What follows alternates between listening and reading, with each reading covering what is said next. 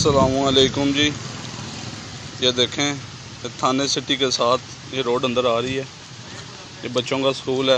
ये इसके बाद ये रास्ता बंद हो गया, दरख्त टूट गया, दीवार टूट गई है। ये रेलवे की हवेली है।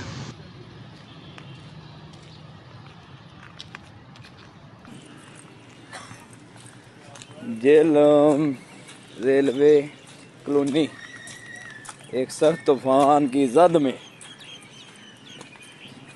ताकलो भाई ने दिए में पीछे हैर खबर लै लो, परली साइड सारी ठीक और तोड़ तक सारी बर्बादी पटन गई है। सारा बर्बाद हो गया जी रेलवे कॉलोनी सारी। तक दवार शवार सारी उथे पंप भी उड़ा मारे ते मेरा जो लीमू अम शम सब कुछ जाता रहा। शुक्र है बचत हो गई है कार दी।